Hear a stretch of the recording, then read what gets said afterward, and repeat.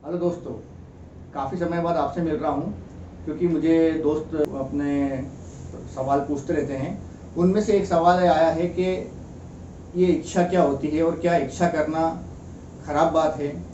क्या हमारी जो इच्छाएं अनवरत एक के बाद एक आती हैं ये हमारे लिए ठीक नहीं है क्या? या किसी ने लिखा कि इच्छाएं ही हमारे दुख का कारण होती हैं, क्या ये सच है? तो इस तरह से अगर इच्छाएं दुख का कारण होती हैं तो इच्छाएं यानी कि करना गलत है। तो आज मैं इस वीडियो में इसी सवाल को का जवाब दूंगा और मेरी सोच इस मामले में थोड़ी सी अलग हो जाती है। हमारे शास्त्रों में, हमारे जो है कि ग्रंथों में ये लिखा जाता है कि बहुत इच्छा नहीं करना चाहिए या इच्छाएं नहीं करना चाहिए। जितनी इच्छाएं हम करते हैं उतने ही हमारे लिए दुख पैदा करती हैं। और कहीं कहीं लिखा भी रहता है कि desire is the way to be destroyed. तो इसका मतलब ये हुआ कि हम इच्छाएं कर रहे हैं, वही हमें दुख का कारण बन रही हैं और वही हमें बर्बाद कर रही हैं। तो इसके बारे में बात करते हैं।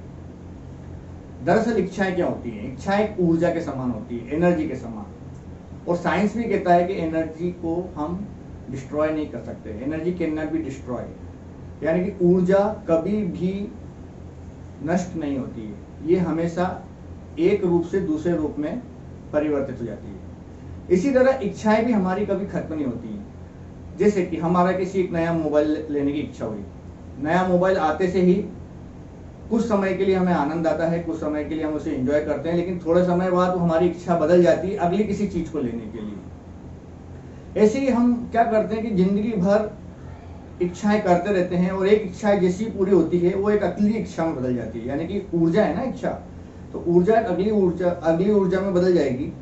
इसी तरह जीवन भी एक ऊर्जा है। तो जीवन को चलाने के लिए जिस ऊर्जा की इच्छा होती है वो है इच्छा। आज अगर हम इच्छाओं को खत्म कर दें तो हमारा जीवन ही समाप्त हो जाएगा।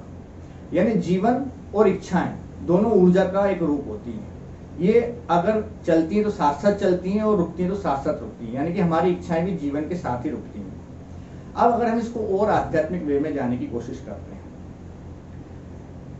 हमारी इच्छाएं खत्म क्यों नहीं होती? दरअसल हमारी अंतस की इच्छाएं हैं असीम को पाने की। अभी थोड़ा सा कठिन हो गया लेकिन इसको समझने की कोशिश करते हैं कि हम अपने मन की गहराइयों में, कभी आप बैठ के देखें, ध्यान में बैठ के देखें, तो हमारे मन की गहराइयों में कौन सी इच्छा है? हमारे मन की गहराई में एक इच्छा है कि हम परम तत्व को जान लें, या परम आत्मा को जान लें, या भगवान को जान लें, या इस परम ब्रह्मांडी शक्ति को जान लें। आप देखिए कि अगर आपकी हर इच्छा पूरी होती जाती है, आप कुछ समय के लिए चलिए कल्पना कीजिए कि मैं जो भी इच्छा कर रहा हूँ पूरी होती जा रही है, तो देखिए कि उस इच्छा के पूरी होने के बाद अगली कौन सी इच्छा जन्म ले रही है। और ऐसे जाते जाते जाते अंततः आपकी कौन सी इच्छा सामने आती है? तो अंततः आपकी यही इच्छा सामने आती है कि हम इस पूरे ब्रह्मांड को, इस पूरे सिस्टम को, पूरे अस्तित्व को, भगवान को, परमात्मा को, आत्मा को या अपने आप को, यानी इस परम तत्व को या परम ज्ञान को हम जानना चाहते हैं। यही हमारी अंतिम इच्छा होती है।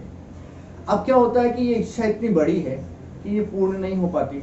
तो पूर्ण नहीं हो पाती तो क्या होता है कि हम इसको इंस्टॉलमेंट में पूरी करने की कोशिश करते हैं, यानी किस्तों में पूरी करने की कोशिश करते हैं। जैसे कि नया घर लेकर एक थोड़े दिनों के लिए, नई गाड़ी लेकर, नया मोबाइल लेकर, नया टीवी लेकर, और भी कोई भी नए कपड़े या खाने की नई नई इच्छाएं करके छोटे छोटे टुकड़ों में हम इस इच्छाओं को पूरी करते हैं।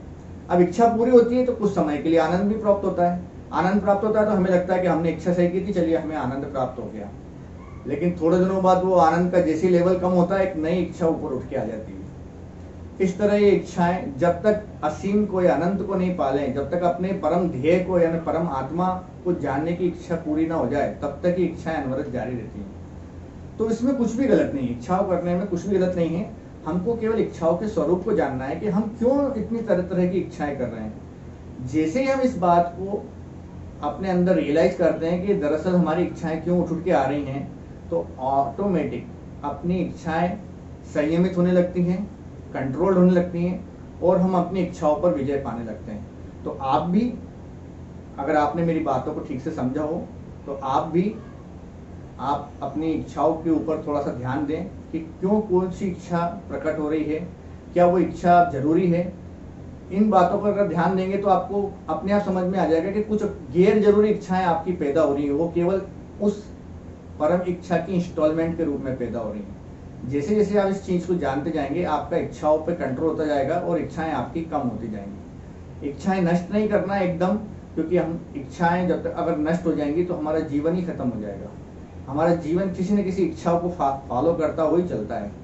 तो इच्छाओं को तो आप जागृत रखें, आप इच्छाओं को तो आप जीवंत रखें, लेकिन गैर जरूरी इच्छाओं को आप नष्ट करना सीख जाएंगे या कम करना सीख जाएंगे। अगर आपको इस बारे में कुछ और भी सवाल पूछना है तो आप कमेंट में मुझे पूछ सकते हैं। अगले वीडियो में फिर आपसे मिलते हैं, तब तक के लिए नमस्कार, शुक्रिया, जय हिंद।